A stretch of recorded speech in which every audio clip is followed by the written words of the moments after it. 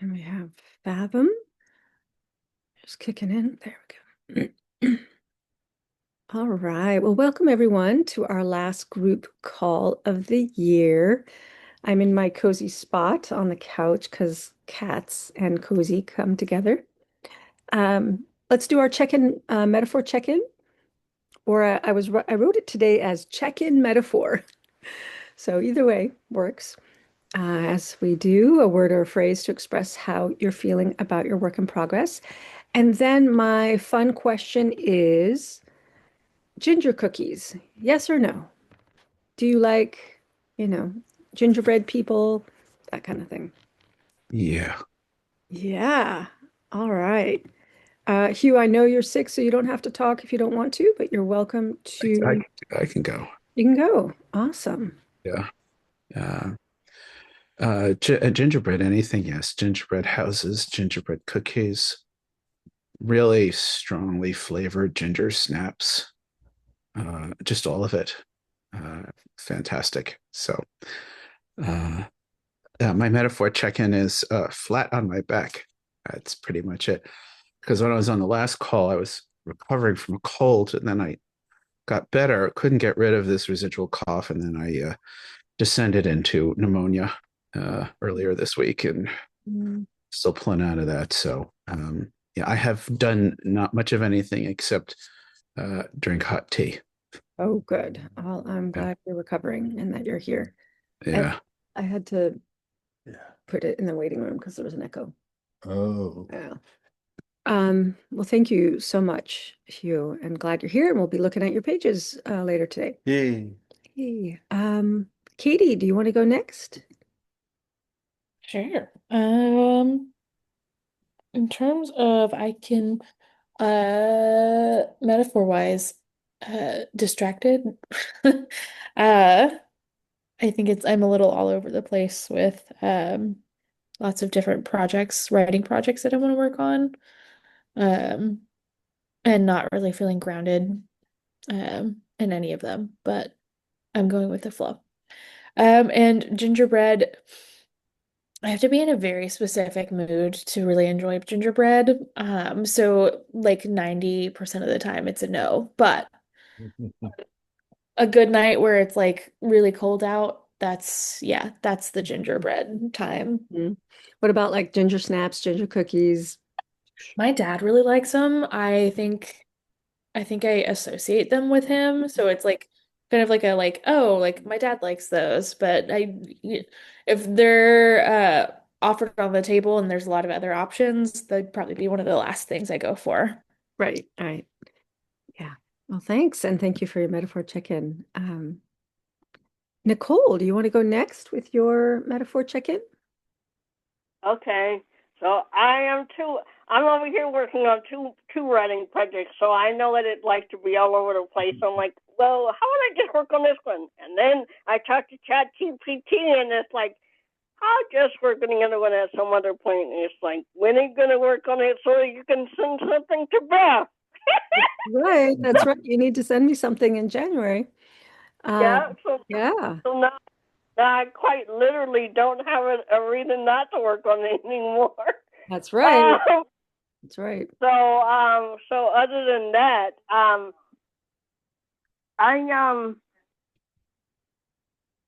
I like ginger. Well, I've never had gingerbread like in its gingerbread when it's whatever it is when it's just regular gingerbread. I mean, just gingerbread, just like Mhm. out the You've, oven, like. yeah, but you've had But cookies? I do like ginger snaps, and I Hmm. like ginger beer. So there Ginger you go. beer, I forgot to put that on the list. Absolutely. Ginger beer is fabulous. We like Yes. ginger beer. Good. Great. Well, thank you. Yep. Um, Ezra, you want to do your metaphor check-in and your thoughts on ginger bread, cookies, snaps, beer, Okay. ginger? Um, I'll say, um,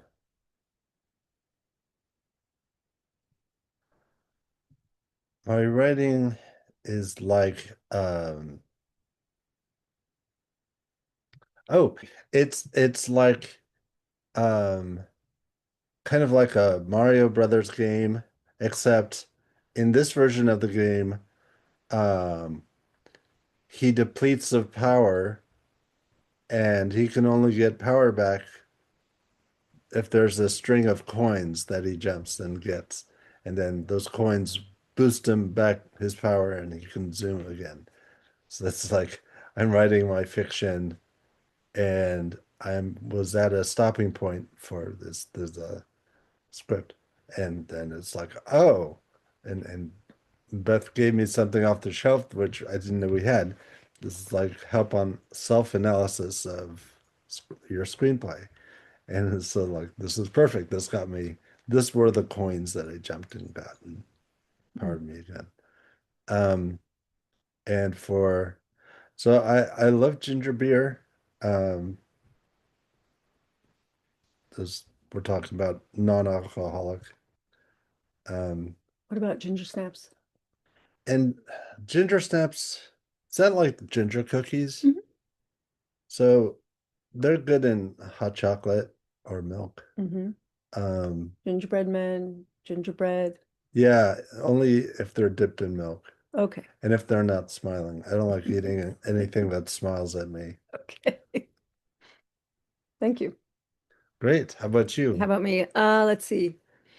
For a metaphor check-in, I feel like I'm on a train that's like circling up a mountain top. I'm like, ooh, what's around each bend? And a little bit nervous as we like go up the hill. Can the train make it to the top? I'm outlining Act Two, and today actually I started outlining Act Three of a feature-length film for Henrietta, the Dragon Slayer, The Next Adventures, using kind of the TV show model kind of. And uh, not quite sure what I'm doing and will I make it? But it's a fun exercise for the first time around. I'm sure I'm going to do many, many revisions. And I am a big fan of ginger cookies, ginger snaps, ginger beer, and gingerbread people. There weren't any at the cafe today. Darn. I've been enjoying them lately. And I got this idea today to ask you this because I heard someone at the cafe. I think he was complaining because I wasn't the gingerbread people. And he was like, darn, I really look forward to those. And I'm like, oh, yeah, me too. So that is our metaphor check-in. Did we get everybody who is here? You missed Hughes. He's here. Shall we see? Yeah, give it a whirl. I put it on. Okay, we're gonna let Ezra's iPad join and hopefully it won't. Recording in progress. Hold on a sec. Hold on a sec.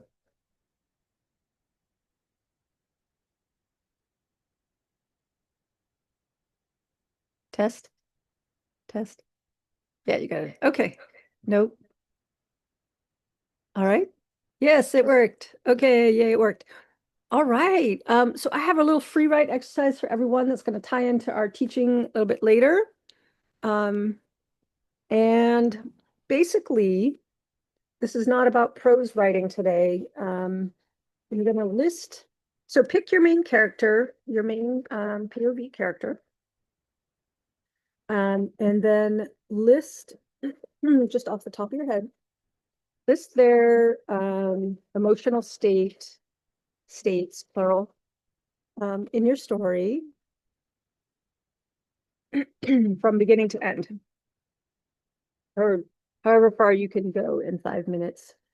And just in, as a list, think about how they are in the first scene and the next scene and so on. And it could be as detailed or as rough as you, or macro or micro as you want, but it's just to get us into the mood here and thinking about that kind of thing, because we're going to deal with this later on. And see, the big thing here is see if you can describe their feelings from their, as an exercise. If not, if you're using your language, that's fine too. This is awesome. All right, Ezra loves this exercise. Yeah. Okay, great. We'll go off camera. We'll do 5 minutes. And if you're not sure, Nicole, I don't know if this will be helpful for you or not. If you're not sure, just go ahead and work on your story. It's totally fine.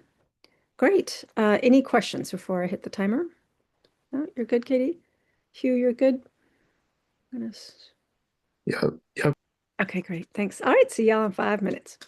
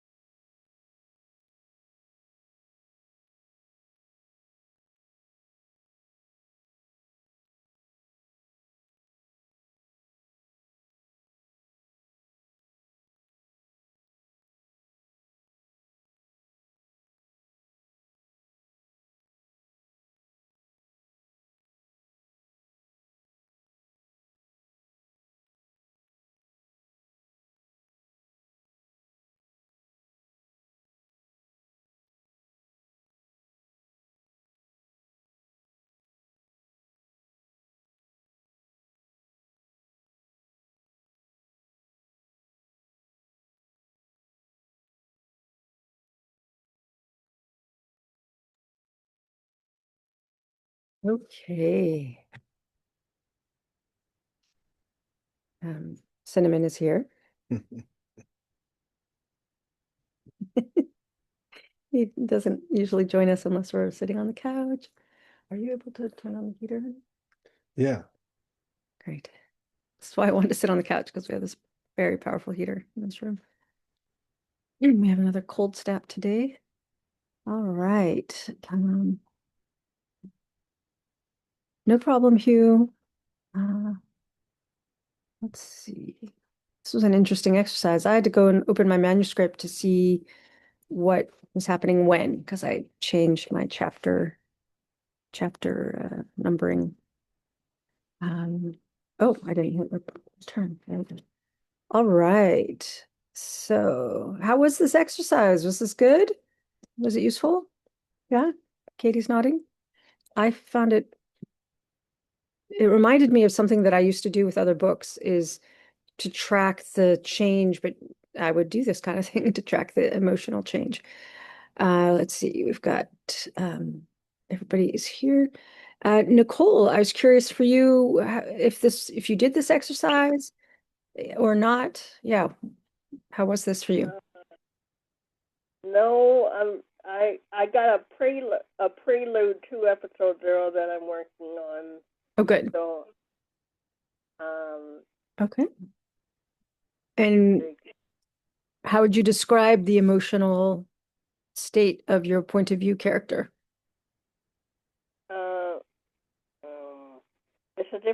It's a different character, so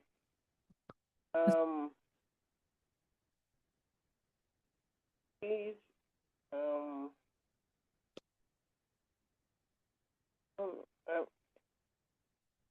so she's gonna get assassinated at some point in the prelude. She's like, an advocate for gender shifter rights and that whole thing, and so she doesn't know she's gonna get assassinated. So That's right. Dun, dun, dun. That's great. Good. Thank you. Yep. Ezra, you want to read the chat? Yeah. All right. So the first one more minute. No, just kidding. Janie, book 5. Before page 1, sad but determined. Page 1, angry and then confused, and then jolted with surprise. By end of chapter 1, excited, impatient, and curious. Chapter 2, eager and then confused, and back to curious, frustrated, then resigned. Chapter 3, open, curious, and by the end, confused. Chapter 4, hungry for answers, disoriented. By the end of the chapter, hungry, determined, going to get answers. She's like literally hungry, not just hungry. Oh, I meant to say that's a feeling. It is. Right. Thank you. Cold, wet. No. Let's see. Oh, this is mine. And this past week, I was looking at something similar, how it's starting with one emotion or core belief or whatever, and then by the middle that reverses, changes opposite, and then by the end it returns, but in a new, fresh way, in a way that they make a sacrifice, which you'll see in a minute, and get a reward as a result. So here, this is from Desaad and Grimm. The theme is intimacy. Celeste is sad. I must never love anyone. Then amused. She's assigned to live with a priest. I'm assigned to live. That's safe. Confused. I'm starting to love this priest. Carefree. The heck with it. I'll admit I love him. Nothing will happen. He's a priest. Confused. He might be open to committing to a loving relationship with me. Amused. Why not tease the priest? We're co-workers. We won't be in an intimate relationship. happy. I must never love him, but I get to enjoy living with him as if we're married. So the sacrifice that she can never love him or be in an intimate relationship with him, but the reward is she gets to be with him as if they're married. Interesting. Thank you. Great. Katie's numb and sad, then angry, then confused, scared, uncertain. Well, no one else is going to do it. And while I don't think I'm the right person, but who else is going to get it done? Stranger in a strange land. Even more confused, angry. Oh my God, soldiers are after me. Whoops, he's kind of cute. I guess I trust him. No choice but this one. Rowing trust. Comfortable. Disrupted. Disturbed. Angry. Hurt and guilty. Exhausted. Fueled by rage. Reluctant. Hopeful. Caught in the middle of things. Cautious. Finding my way. Feeling secure. Betrayed. Terrified. Certain everyone I love just died. Shameful because I ran. Wow. Wow, lots of reversals there. It's awesome. Thank you, Katie. And Hugh, Hughes is sorry, stepped away, got cough meds, feeling better. There you go. Oh, you added that last one. I'll take it. There's the emotional arc of the scene.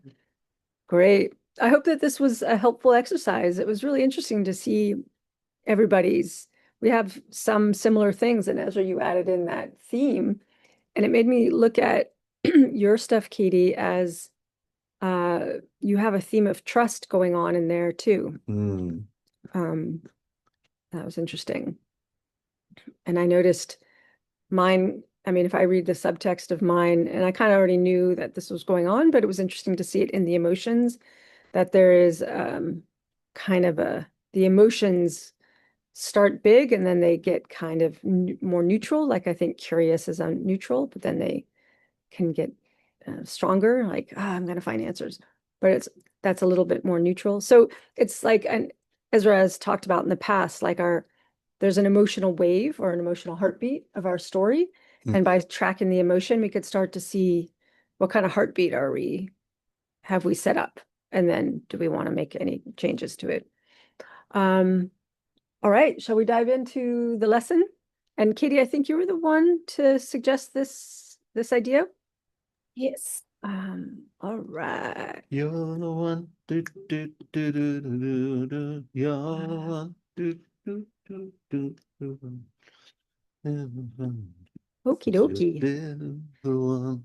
So some of this I designed and then I kind of got stuck and I went to Perplexity and got some guidance. So I'd like to talk about the expectation versus reality, just so I understand what everyone's thinking about this topic. Then we'll talk about what is a character emotional map and how it's different than a plot. And we have a bunch of I have at least 2 or 3 or 4 interactive things in this, as I usually do. Core ingredients of the map, and we'll talk about some practicalities, some different mental models you can use to build it for yourself.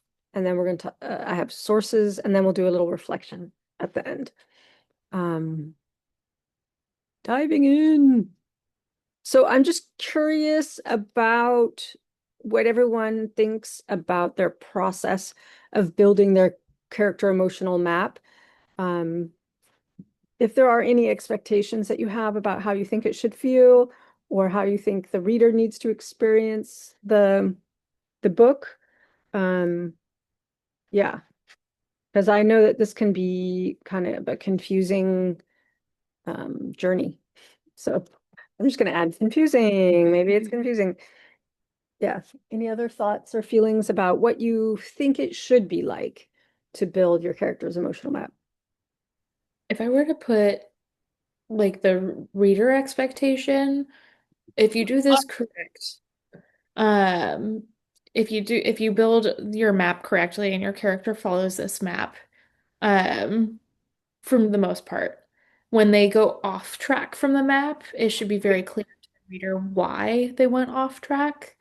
Because there's a lot of times where I'm like reading a book and I'm like, why is this character angry all of a sudden?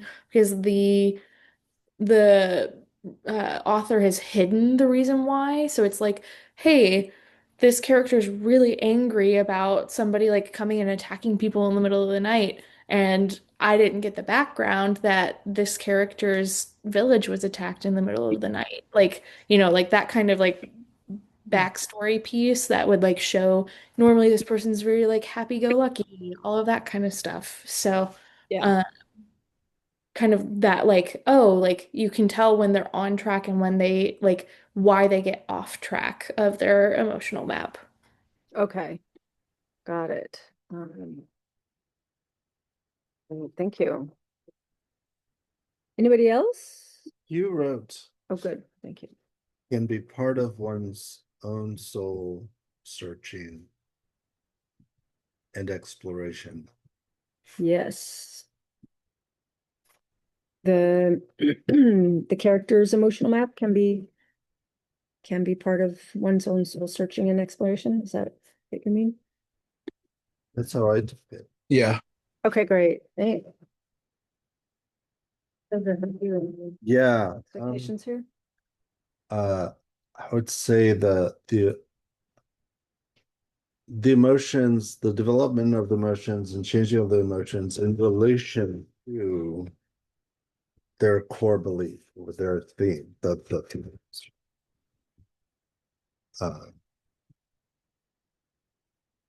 What's the expectation? That's the expectation, is that the emotions will relate to the core belief. So like in the process. Theme was fatherhood. The core belief was starts off with, fatherhood isn't for me, and then it's changing. It's like I need to be the father. Another thing is this is the premise of the story. So yeah. Yeah. Okay, cool. Any expectations for you, Nicole, about developing, building your character's emotional map? No. Okay. No worries. Just checking in. I mean, I guess I would prefer theme rather than premise. Okay. Because in the case, intimacy is the theme, and it's the emotions around how intimate she's willing to be. Will she allow that into her life or not? But that's not the storyline. That's not Right, the right. premise. Got it. I understand what you're saying. I think for me, I sometimes feel there's an expectation to figure it out at the planning stage, which I'm not able to do. It's only in the revisions I'm able to do. Yeah. But there might be some expectations that you have to have it figured out before you write, which can be challenging for some of us. So good news is that I think, well, I think this because Beth has said this, and so I'm actually agreeing with her, or am convinced by her that we all have story embedded within us. And so when we write our story, we might write incorporating the theme within it and just not realizing, oh, the theme of this story will be da da da da. And so that was certainly the case with this book, Decided Agreement. Yeah, you're kind of going off topic, babe. Well, just that, yeah, so I was able to find the theme in advance, and Yeah, because that's how you operate. Yeah. or, And I or- find it, we're not talking about theme, we're talking about emotions. oh, emotions. Yeah, yes, never mind. But same idea. I mean, Right. I figure out theme at the end too. Great. And Hugh, you add making the character real in their feeling and reactions. Do they exhibit consistency or an arc of emotions based upon what they experience or what they have in their past that still affects the present? This helps make it believable. Yeah, absolutely. I like that a lot. Great. And I kind of wanted just to hear what everybody is thinking in the first instance, and then we'll go into it. So let's keep going because I want to just state some realities that I know in working with a lot of different authors, that the process of discovering your character's emotional map, and of course this applies to everything with story writing, it's going to look different from each person and maybe even from each project, from each book. I think that this process gets easier IRL, the more you practice it IRL in the real world.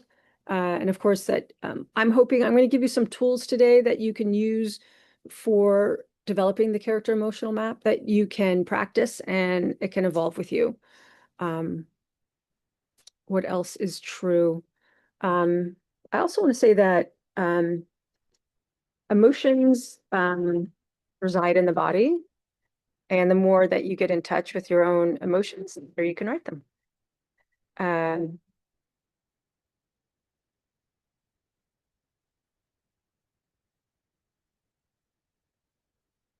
you laughing?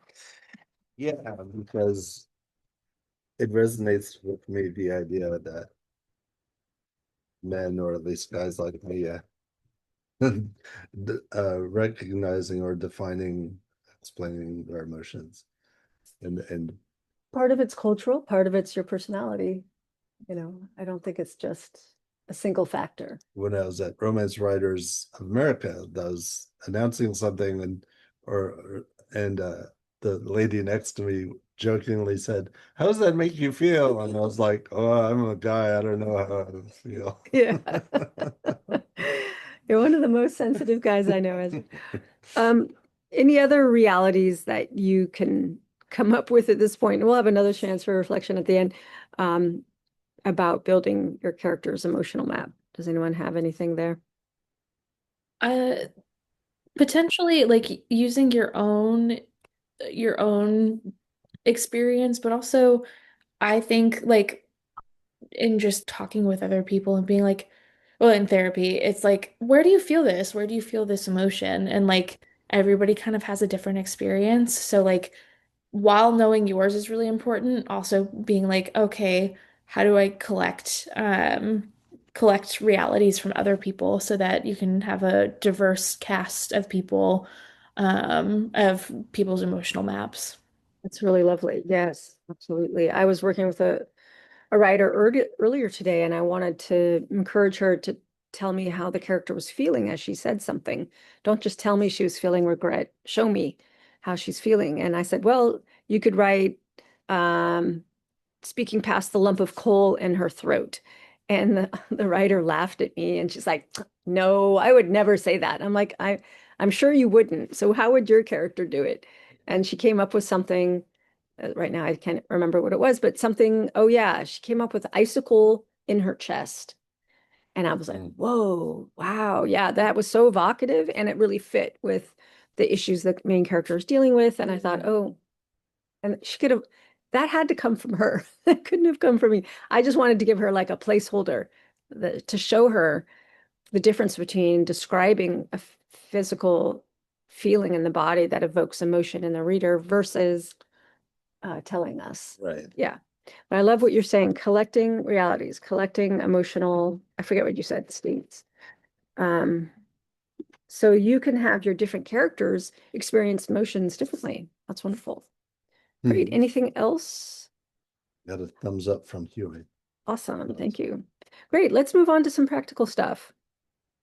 So I did use Perplexity for some of this, and the site sources are cited with the numbers, and they're down at the bottom of the document. So what is a character emotional map? This is where I got stuck. I'm like, oh, how do we define this? So this was at first my definition. I thought, oh, it's how they express emotion. It's how they feel emotion throughout the story. And it's also the map is about where they start and where they end up per scene, from one scene to the next, and by the end of the book. So from the start to the end of the book. And I think of a map, I think of a roadmap, you know, from here to there. So here's the definition that Perplexity kicked up for me, which was taken from other people's material. So character's emotional map is the deliberate, moment by moment an arc level plan for how the character feels, reacts, and changes emotionally across the story. So essentially, I got it right. Yeah. And then for science fiction and fantasy writers, here's this added kind of component that can be easy to forget, is that it's I have here it's the invisible structure. I'm not quite sure if that wording works for me, but that makes all the cool world building actually matter because it tracks how the character's inner life responds to the tech, the magic, the history, and the stakes. And I wouldn't say it's strange, just say tech. So it's not that there's cool gizmos or cool magical things happening. It's how the character feels about it that matters. Mhm. Okay. And here's another definition, a little more specifically. An emotional map lays out how a character's emotions shift over scenes, joy, fear, rage, numbness, hope, etc., and how each shift logically grows from the last. And I think that's the challenging part and comes back to what you were saying, Katie, about making sure the reader knows why there is the shift in emotion that the character is having. And this comes back to heartbeat. The emotional map connects individual emotional beats into a larger landscape, valleys and peaks and reoccurring regions. So a single scene's feeling is part of a coherent whole rather than a mood swing in a vacuum. So part of that is knowing the territory they're traveling emotionally, as well as knowing why. This whole in a vacuum thing stems to the fact that if we don't know why a character is responding the way they're responding, we're confused. And that comes down to motivation. Any other definitions about emotional map that aren't included here that anyone would like to include? I think it might be also being able to say like out of like when somebody says, well, how does this care a therapy thing where it's like, how do you feel when you're angry? Like, where do you feel it? And being able to kind of like I think like the emotional map is detached from the story as well, where it's like knowing your character so intrinsically, where it's like, ah, yeah, like when my character Beth is upset, she feels it in her upper chest, and it's like she feels like the acid coming up her throat. Like being able to kind of put those like physical reactions in the physical area her like emotions are connected to. Um, so that, when we're writing a scene and like we can do it kind of a backwards thing too, where it's like I can look at a scene and be writing so physically that I can go back and be like, oh, she's upset. And like kind of build out from that too, where it's kind of like a reverse on the, well, tell us how where she's feeling the sadness. Don't just tell us she's sad. I see. So when you say reverse, I'm not reverse from what to what? So from physical to connecting it to the actual named emotion. I, I from physical to, oops, let's go back. To physical, emotional. Right. It doesn't really matter which direction you start in, whether you're writing the physicality of it or you tell yourself or tell the reader um, how they're feeling. Sometimes that's useful in writing, especially if you're writing like in detective stories like I'm writing. Sometimes we have to be a little bit removed and we have to state it. And then other times we want to really get into it and show how it feels in the body. Great. Anybody else have anything to add about the definition of an emotional map? No? Okay, let's move on. All right. I like this point. It's useful. What's the difference between an emotional map and the story's plot? A plot focuses on what is happening versus the emotional map is focusing on how your character interprets and feels about what happens at each step.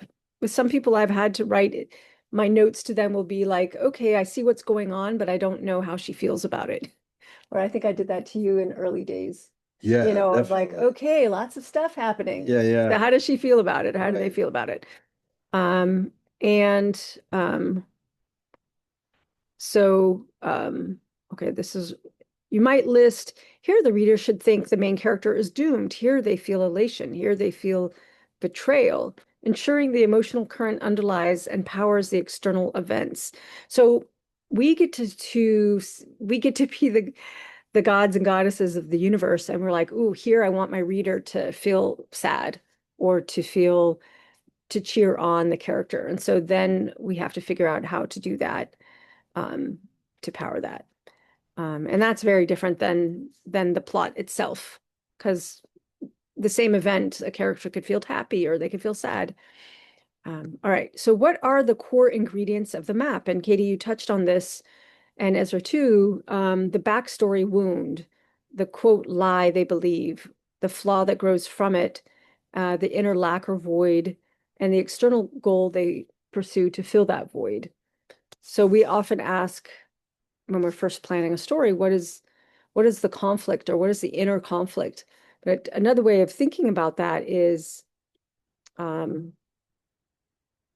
wound. And I had a hard time with this kind of language at first, because it's not necessarily perceived as a wound at the beginning. It might just be perceived as we're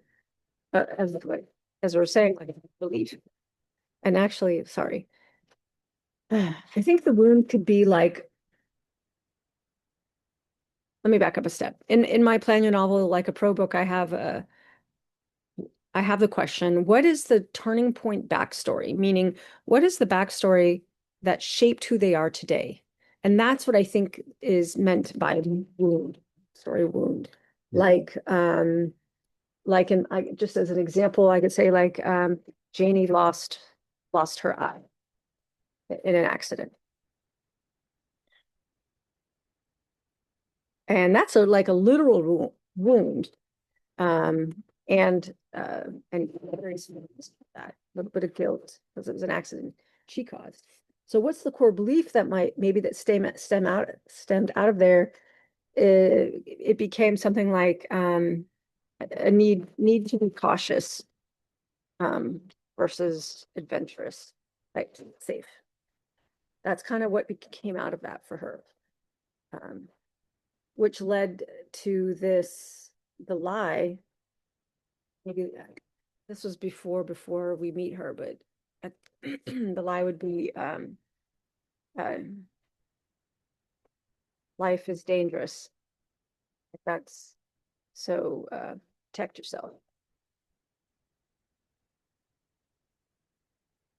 Is this helpful? Yeah. This is big for me. For you? Okay. The flaw. Yeah, really good. Yeah. And this is before, because Janie had a life before she became a detective. So this is what I'm focused on. The flaw that grows from that is life is dangerous, so protect yourself. And kind of the flaw that grows from that is do what's expected. She went on to be a high school teacher, and she was engaged to be married, and she was doing all the like safe, you know, I don't know, doing what was expected. But what happened was, okay, the inner lack or void, it was a little bit passionless, I would say. So maybe she didn't even recognize it, but there was something missing in her life. And then the external goal at the time, to pursue that void. She was an active, that was the only way she could like get the runner's high. And this was way back before she fell into being a detective. So, yeah. Sorry, need to be cautious. Need to be cautious. Need to cautious. Need to cautious. All right. So if I were writing that story, and actually I've written this turning point backstory where Janie goes from sort of a safe life to that's shattered when her best friend is missing and then found dead. And that became a turning point. That became her motivation to be a detective. So I had to write it. I literally wrote that out for myself, because you could say that her life did a whole 180. By the time we meet her, she's doing dangerous things. She's not playing it safe. She's willing to have a a risky love affair or to seduce someone to get a clue. And like she's taking so many more risks than she ever did before. She totally changed. So, that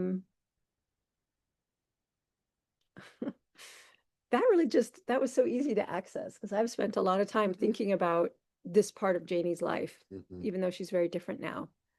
Because I have her right now working on a new one, a new big turning point in her story. So I thought we could talk out loud, but you could also free write this at another time. Is what is your main character's backstory wound? Like, what intense thing happened to them that drives them in your story at the beginning of your story and still, I wanted to say haunts them, but maybe it's not a conscious haunting, but it is something that is, you would say, the root of everything that they do. Can I put you on the spot, Ezra, Yeah. for your main character there? Yeah. Her, So yeah, her baby brother was eaten by a witch. there you go. So she is bent on vengeance, and knows that any intimacy would prevent her from That that doesn't that is a few steps removed. I think this is the first part, yeah, that's bent on vengeance. And right. it could be, what I'm wondering is that she thinks family equals bad Yeah, because her family got destroyed. right. And that would be the core belief. Pain. Yeah, family equals pain. So core belief would be family equals pain. The lie they believe is, all work, no play. That's the way to go. Or vengeance number one. I don't know. Yeah, I mean, to me it's fewer things. It's a single backstory wound that creates the core belief, which is the lie they believe. But that's my take on it. I think they could be, anyway, you all play with it. Like, is the core belief the lie they believe? Because the event that happened in the past shapes a core belief. The present of the story might be a little bit different. The way they live currently is going to be different than the way the early childhood belief. She formed a belief early on, like family bad, maybe. And her being bent on vengeance is a present time story thing. Right. Isn't how she felt when she was a child. Right. All right. TikTok calls it haunting the narrative. What? Huh. What is this? What is this, Katie? Tell me more. Basically, so they like show a lot of just this is reminding me of this because it's like, oh, like it's a character somebody couldn't save. It's, like it's this person or this thing that happened that drives the main character to like make different decisions. I see the specific, like when you lose someone in your childhood. And Yeah. that's so almost literal in my story because eventually down the road, the plan is that she raises her brother from the dead. So it's like, so the brother is haunting her. Literally, yeah. Other people's main characters' backstory wound that drives them in the present of their story. And the wound, the event that wounded them can happen recent to the story, could happen like many, many years ago. Yeah, Katie, do you have that? Yeah. With my character Beth, it's the death of her boyfriend, but more specifically, it's his suicide, um, which she believes she should have known that it was going to happen, and she should have been able to save him. There we go. That's the core right there. That's the lie, right? Have been able to save him. Very good. How about you, Hugh? You want to type it in the chat? You can do that. Yeah. So my main character's uh backstory. He was taken from society to the Mage Academy at a very young age, for just four, because he was a prodigy, and um, that and growing up entirely in the academy, uh, uh, affected him in odd ways, because he was the wunderkind, and then as time went on, his powers started to wane, and he lost his identity. Mhm. So that was kind of a slow thing. It was a slow thing, yeah. Um, So so where would you place his wound specifically? It's just, is it this, I don't know. I find it hard to grasp when it's this long thing, but yeah, you're right. You're right. You should look into the gifted child burnout that like is a big discussion on the internet where a lot of Oh, kids who are like I was like in like the special like the like the special education programs where it was like, oh, send all the smart kids off. It was the ADHD kid program pretty much. We were all just like very smart but also like they were trying to get us off to not distract the rest of the class so that they could learn. And so all of us like grew up being like, oh yeah, like we're really smart and all of this kind of stuff, need less help doing this kind of stuff. And then all of a sudden, like somewhere in almost every single like gifted kid's life, like it hits that like you're not special because you haven't learned how to study, so on and so forth. And basically, like, there's this like huge burnout that happens for a lot of like those kids who are like put into the ACE programs and stuff like that, in the like fifth and sixth grade, where they're like, oh, I'm not special, and in fact, I like probably like it's like this whole self-doubt like spiral. So, he was a little bit younger, but oh, this is perfect. yeah. it You've just given me a whole new layer Mhm. for my main character, and you did it in a minute and a half. Okay. uh it's an experienced thing where it's like, hey, you're special. Wait, never mind. You're Oh, just like everybody else. Call the Well, machine. that's exactly what happened to him, and I didn't have a term for it. Oh, I'm gonna research this Oh yeah.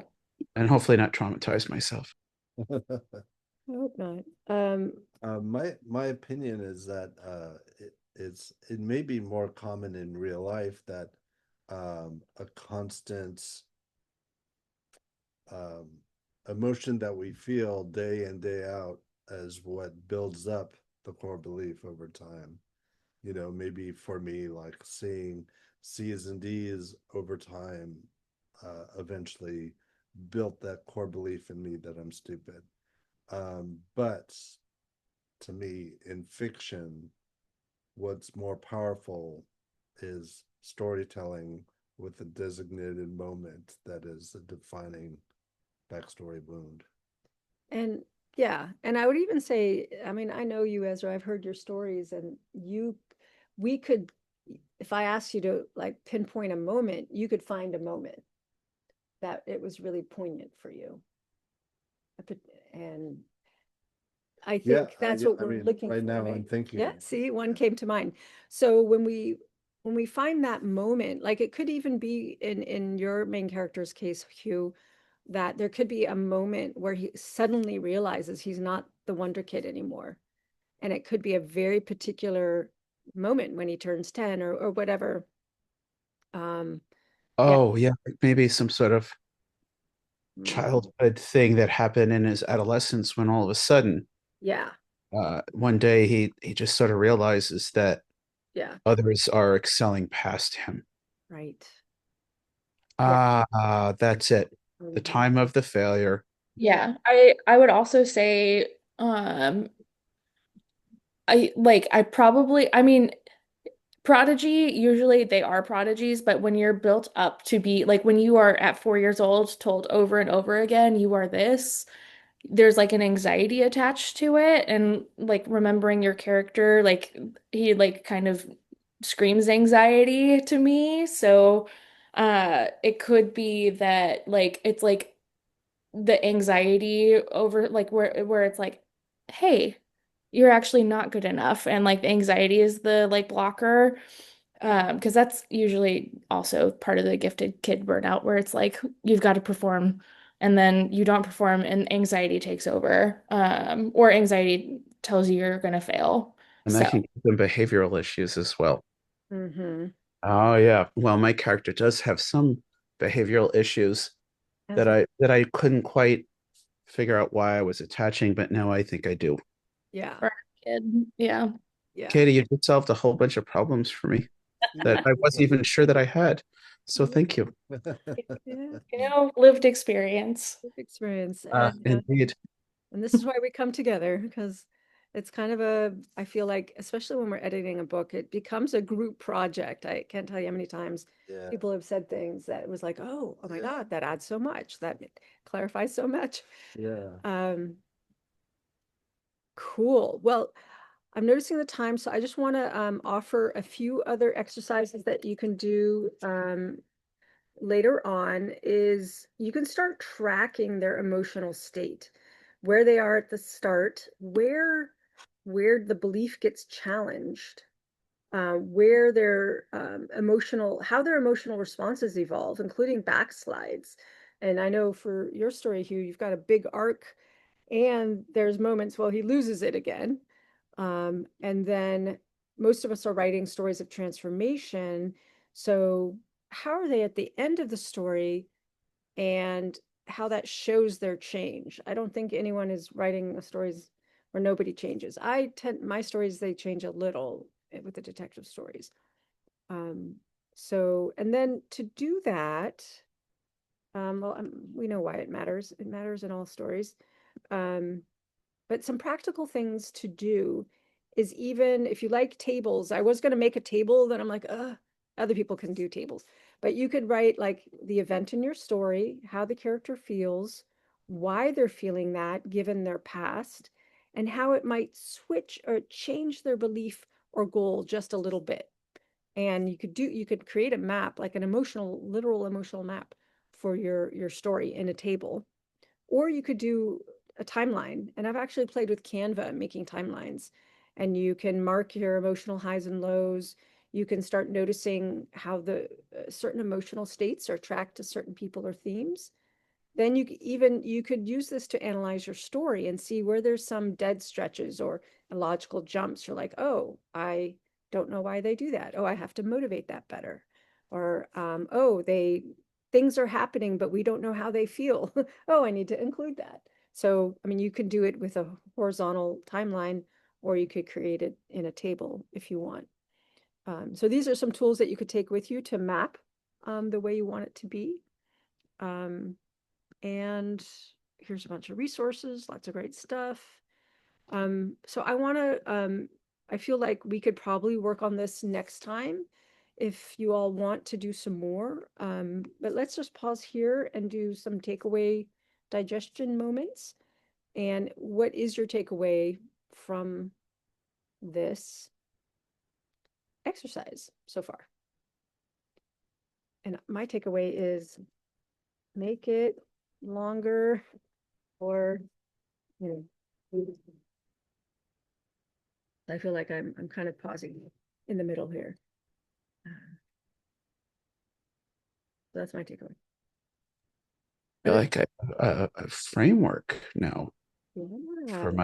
for my character's emotional map. I have a lot of notes on it, pages and pages of notes. I've got GMC. I got all sorts of stuff for him, but I think that this is a different kind of framework.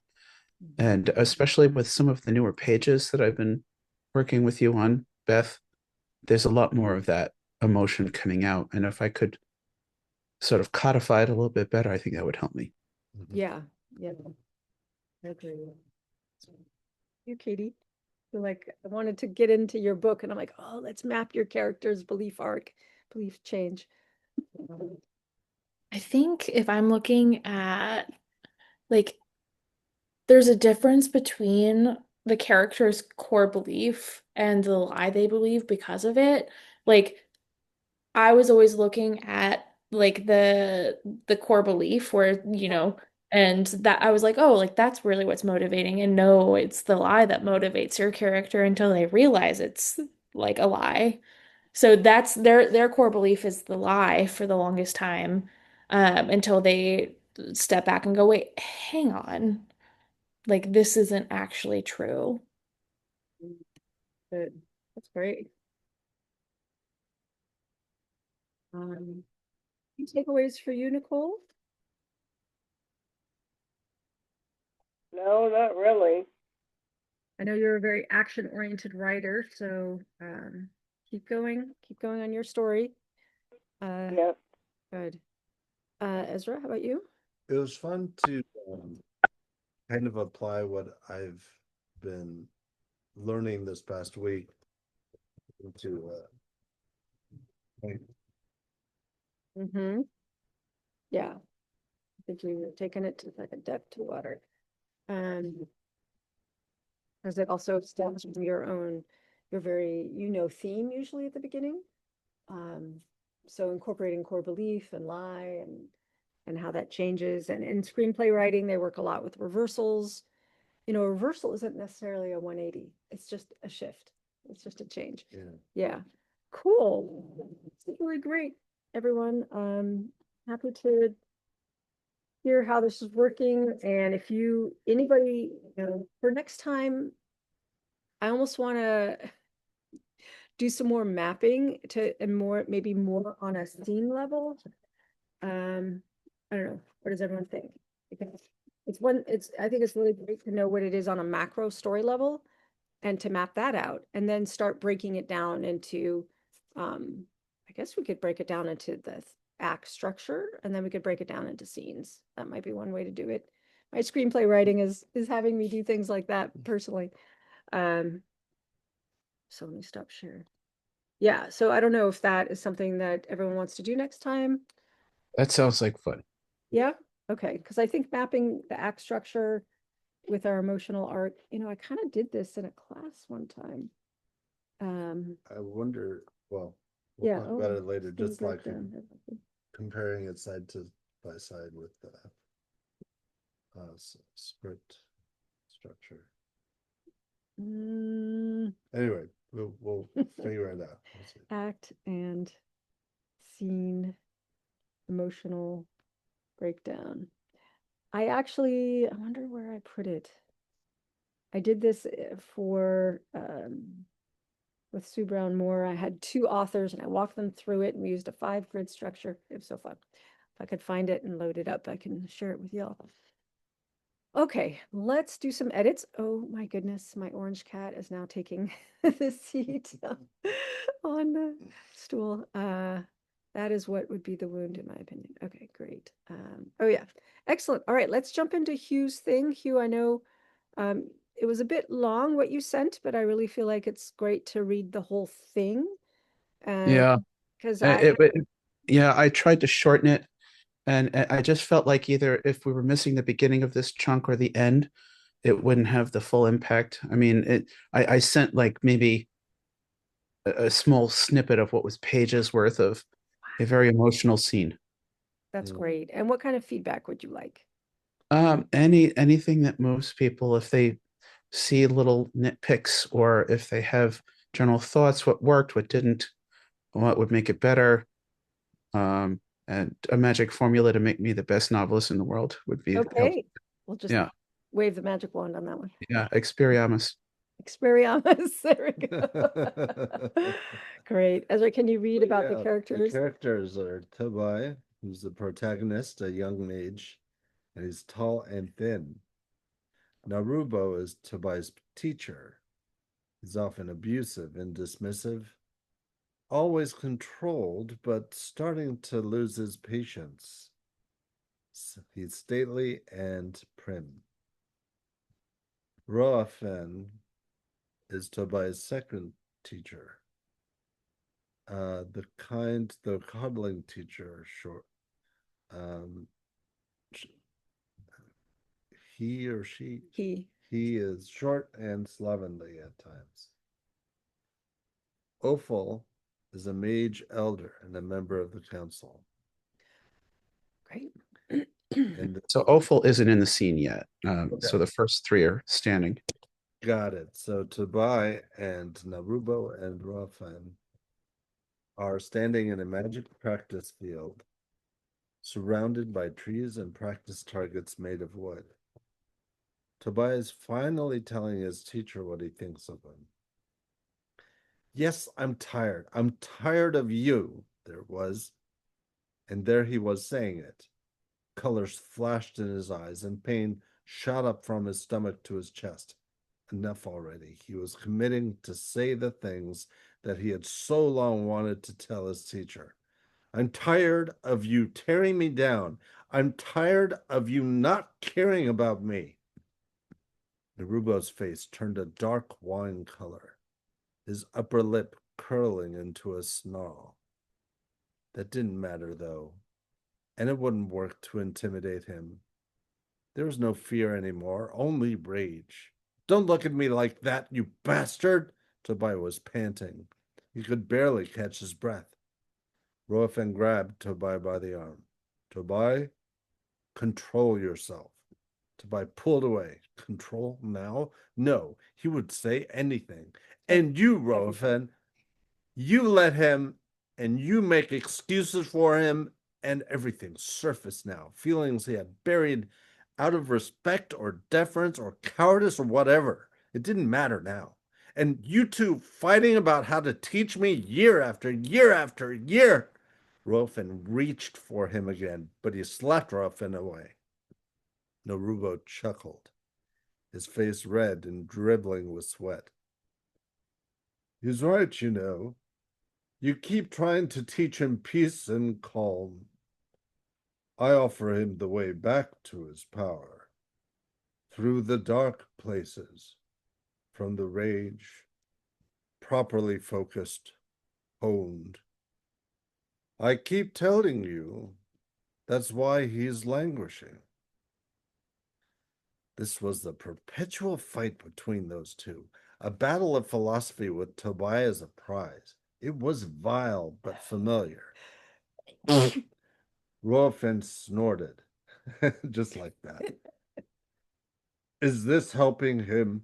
He's hurting, and he's lashing out. He's risking punishment. Oh, and he will be punished, Narubo jabbed a finger at Roafin. This was no surprise. Roafin slowed his pace. Something that always annoyed Narubo. Risking punishment by telling you what you need to hear. He pushed Narubo's finger away. Oh, how Tobai had often wanted to do that. And what he needs to say. This anger is poisoning him, and finding peace within is the only way. You won't listen. They continued. Argument and counter-argument. The same old clash and the same old competition. Neither of them listened. And yes, the darkness inside Tobai. He saw it. He felt it now, growing, and it burned. It grew out of him, enveloped him. You two are more interested in being right than helping me. His teachers stopped and just gaped at him, mouths hanging open. His head spun, and he didn't know why, but he had more words. I hate you both. At that moment, he did. Hatred for them, hatred of his life, of his weakness, hatred so pure, so loud, ringing in his ears. Narubo choked out his next words, his own rage overtaking him. I'll take you before the council, Tobai, and I will tell them what you said today, and they will throw you into the darkest recesses below the towers to sit and boil in your own failure, and then to the docks. No, Tobai pointed at Narubo's chest. Haka! The word just tumbled out like someone else had said it. An excruciating jolt of power cut through his hand, and the finger he jutted toward his master teacher. A blinding flash of light. Tobai blinked and shook his head.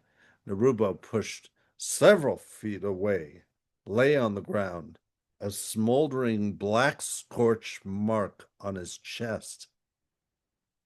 What have you done? Roafin ran to Narubo and crouched next to him, perhaps checking for a breath. By the holies, called Opal, just entering the field and running toward them. By the holies, Tobai! The trees, the sky, the very air closed in on him, pressing a heavy weight on his lungs, his heart, his darkening soul.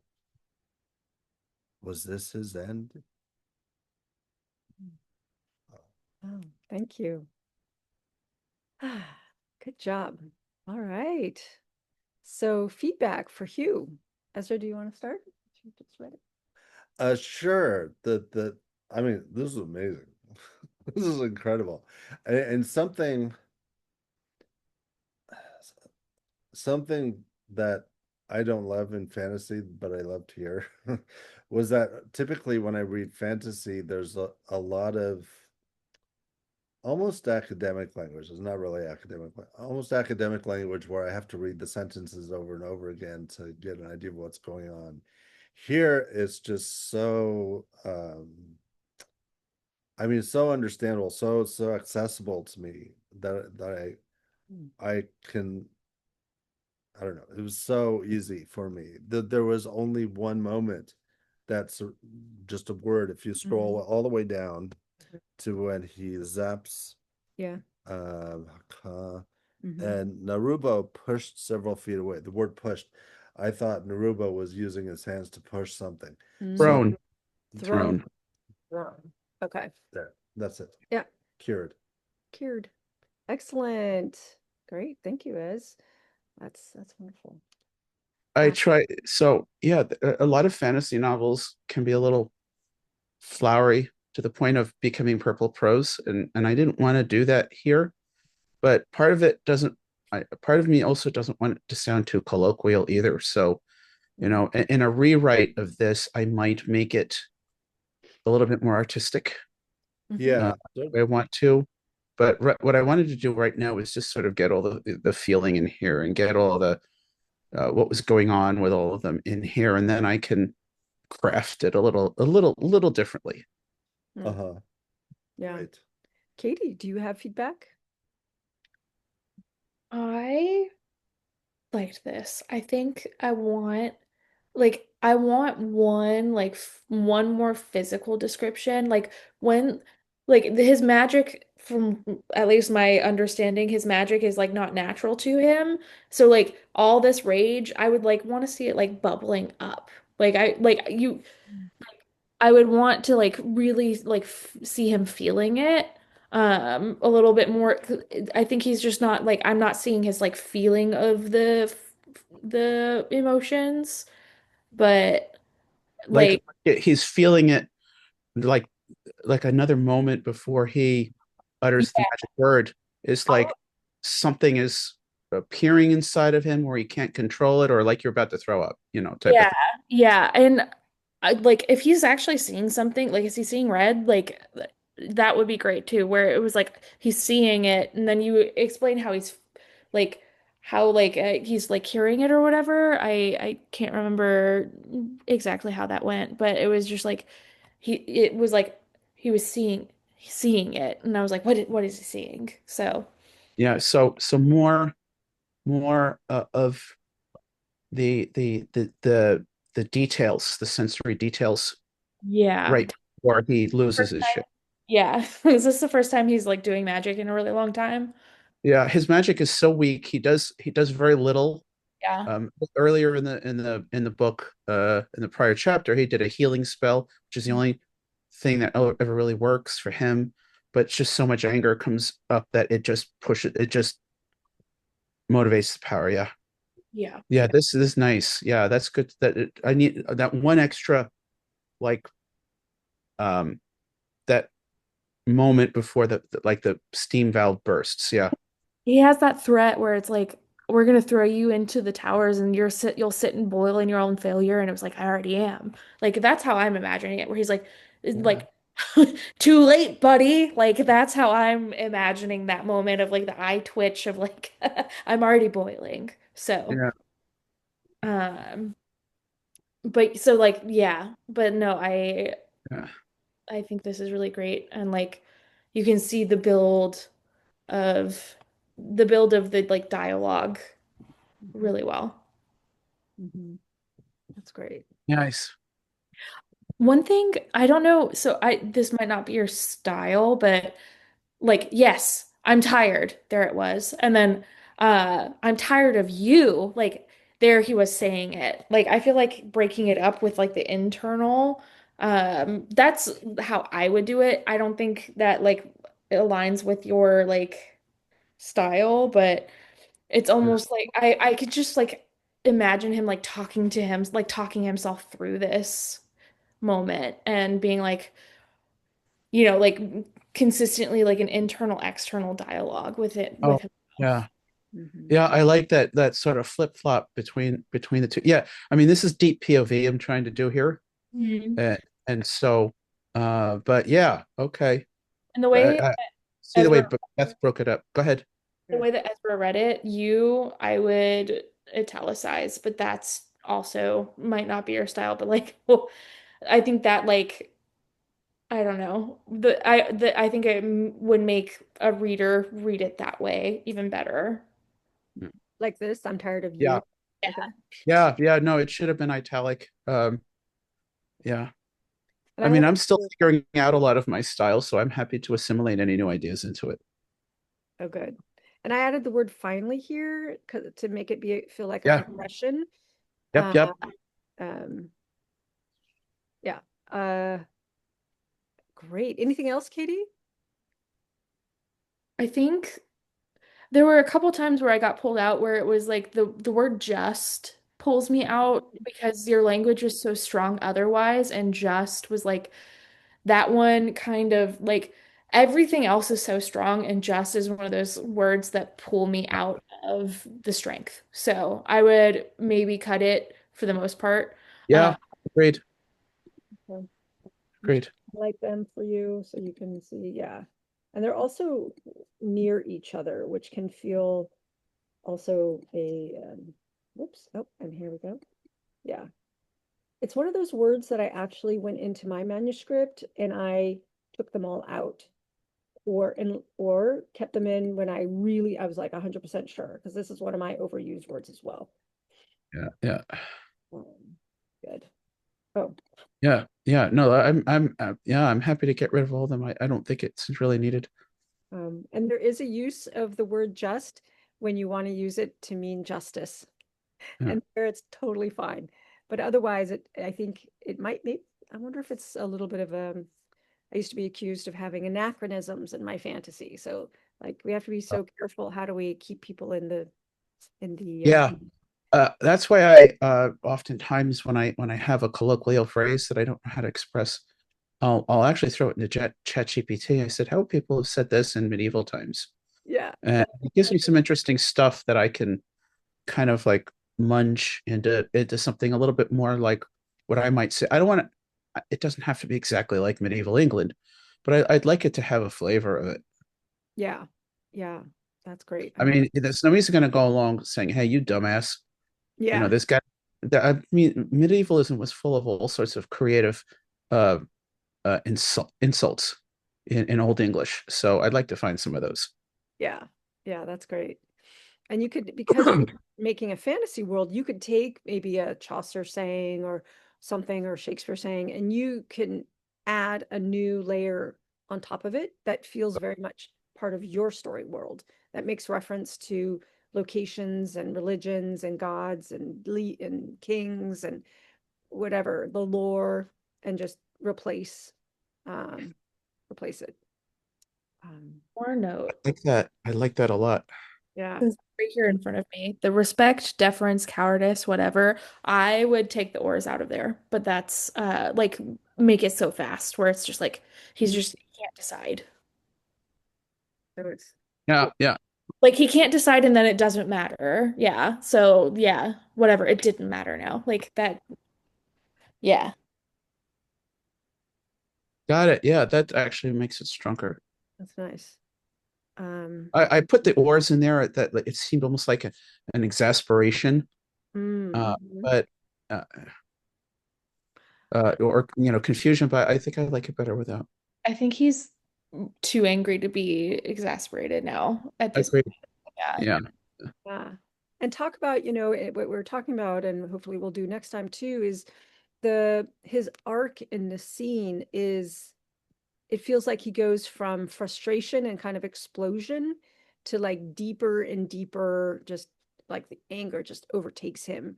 Um, and and using a staccato style can really convey that. yeah, yeah. Uh, And just coincidentally, Katie, the very next scene in the next chapter is Ophel. Um, Narubo is still alive. Ophel's helping him sit up, and Ophel has like put Tobai in like this restraints, magical restraints, because he's like he almost killed one of my mages, and Narubo starts to laugh, and he turns to Rolf and says, "See, I was right." oh my God. Yeah, getting him angry was the way to go. Yeah. Oh, that's too much. They should have put money on it or something where it's like Yeah. Yeah. I just want to check in with you, Nicole, if you have any feedback for Hugh for the scene. Any thoughts? Not really. It is an action scene, but maybe not as yeah. You didn't like my shouting? It's just shouting. Ezra did a good job reading. Shouting. You're being so shouty. Well, thank you. And I loved your narration. Thank you, Ezra. it It was a fun scene. was a fun scene. I think I've given you feedback in the past on this. I like the improvements. When you sent it to me earlier today, this line, yes, I'm tired. I'm tired of you. It started grabbing me, and I usually make it a point not to read people's stuff. I had to consciously stop reading your stuff because I like to come at it fresh in the class. So I wanted to just say that this really grabbed me. I'm tired of you, and it really his explosive nature here was very strong for me and very it pulled me in. It was a good hook. I've had moments like this in my life. Yeah. One, We one, all one or one or two. one or two. Good. Great job. I guess we could have started like in the middle. I guess for me it was like in the middle. It wasn't like a beginning or anything. This is true. This is true. A lot of stuff has happened before. Yeah. In the middle. We just dropped you right in there, Nicole. Great. Well, great job, everyone. Uh, as we wrap up, this is our last call of the year. So if you are planning to do any writing over the last 3 weeks of the year, go ahead and put your next steps in there. Maybe you're taking a break, that's fine too. Maybe you want to do some things that are around research or just rest and read a lot and watch TV or whatever. Excuse me. But I'm curious to know what everyone's next steps are. And if there's any further ahas or takeaways that you got from the last part of the class or the whole class, I'm curious about that too. And I just want to remind everyone as you think about your next steps, that our next class is going to be the second Thursday of the month because the first Thursday is the first. So we're gonna, Right. yeah, we're not going to meet on the 1st, but we'll meet on the 8th and on the 15th for January. Let's see. Katie is lots of reading to happen, but I'm stepping back into Lascar with the break. Yay. Yay. Hugh's next steps, plan out some writing tasks for my time off at the end of the year, block off the time and have fun with it. Nice. I'm so glad. How about you, Nicole? What are your next steps? So I am going to be doing some writing, and I have to work on creating an audio journal. I've been promising Neil for the last couple weeks I've been creating it, and so I need to be creating it so that when we meet next week, we are meeting next week. And I mean, I've been like moving steps forward, like creating the the Calendly page for like my free consults and stuff. So, but I haven't recorded like the introduction and stuff. So I told him I'd do it. So I can do work on that. Great. That's great. That's so wonderful. Excellent. I'm Yep. so glad you're doing writing and record your audio intro. Excellent. Ezra, how about you? I am going to apply what I learned to. I want to analyze what I've written. Yeah. Using that analysis. Yeah, that's going to be great. Yeah. Yeah. And I owe you an analysis as well. Yeah. You're Yes, gonna. I'm gonna do analyze it too. Yeah. And my next steps, let's see, I'm hoping that by the end of next week, I'll have finished outlining Act 3 in the screenplay. And I will do some editing of Janie. I got some edits back from a critique partner. And another one is going to send me her stuff back when her electricity turns back on. And I am hoping to also play with Pinterest a lot. And I have a class I want to study. And I want to binge Star Trek Prodigy again because it's going away from Netflix. So I told myself before the end of the year, I'm going to watch the rest of it. I've already watched it once. I'm going to watch it again. So that I keep like reminding myself about that. And then also I sent out an email today about a friend of mine, Daniel David Wallace. He's got a fun Christmas market.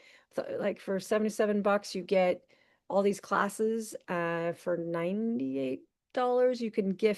You can get a second pass and gift it to a friend in case you're looking for a fun gift. There's also, I'm offering, if you have a friend who wants coaching, I'm offering a coaching package. Well, it's really it's a $99 coaching session for 30 minutes, and they can get next step spot coaching from me. If you know of anyone who wants that, I'm offering that through the end of the year. And our books are on sale on Smashwords. So if you know folks, you all probably have all of our books, but both our nonfiction is on sale through Smashwords to the end of the year. All the sales, we're doing sales. So if you know folks or you want to gift them a book or you want one that you don't have, yeah. And then next time we'll do the emotional arc, looking at the act structure of your story, having you map out the beats or, like what happens and how does that relate to the emotional change. And I think we're going to do the core belief. We'll go over that again, like the backstory, the core belief, the lie. But then what I think is missing in what we did today is you need to know the starting point, but you also need to know the ending point for your book. So we'll anchor the beginning and the end, and then we'll look at the stuff in the middle. And I was taught how to write using like milestones along the way or key turning points, but that didn't quite work for me as a pantser. I realize now I can only do that kind of analysis after the book is written. Yeah, before the book is written. Yeah, and I think that's it. I hope everyone has a wonderful holiday time. We're doing Hanukkah pizza. Hanukkah pizza. And then Christmas, and then Ezra's craving eggnog. Eggnog. I don't drink it, but so I hope you all have a wonderful holiday time with friends and family and loved ones, and warm and cozy and whatever delicious traditional foods that you love this time of year. And thanks for the Hanukkah. Yeah, thanks for that. Yay. And Ezra and I exchange gifts that are around the house. It's very cute. That is cute. And tonight's going to be socks. Silly thing. You can't have a single night, or you can't have a single Hanukkah without a night of socks. Socks. Yeah, very practical. All right. Katie, you and I are talking tomorrow at 9 a.m. Pacific. Don't forget. And Hugh, you and I are talking on Saturday, 9 a.m. Pacific. Yeah, we're gonna go over that plan for my time off and that other plan we had put together. We didn't talk about revamping my mojo. Yes, excellent. Excellent. We'll get a lot of rest. So good to see you all. Thanks for your tolerance of us lounging on the couch with the cats. It's so lovely. And Peter, it's so lovely. All right. Take care and have a wonderful night. Good night. Yep. Ciao. Pizza. Toot.